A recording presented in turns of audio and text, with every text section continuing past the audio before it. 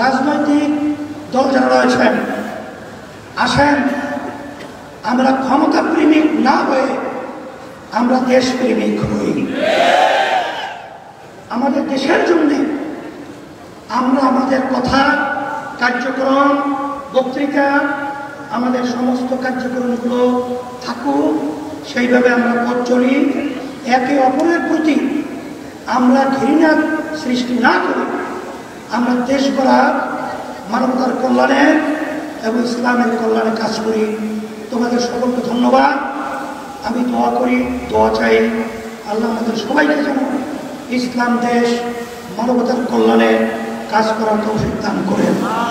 আর বিশেষ করে আমি প্রশাসন ভাইদেরকে বলবো, আপনারা নিরপেক্ষ থাকবেন। অমুক দল বড়, অমুকে ক্ষমতায় যাবে, এই চিন্তা আপনারা করবেন না। আপনারা সকলের ব্যাপারে আপনারা নিরপেক্ষ ভূমিকা পালন করবেন। আর অন্তর্বর্তীকালীন সরকারকে আমি বলবো, আপনারা লেভেল প্লেইং ফিল্ড তৈরির জন্য যা যা করা দরকার সেইভাবে দায়িত্ব পালন করবেন। আল্লাহ আমাদের বাংলাদেশের জনগণ আপনাদের সাথে থাকবে, আছে।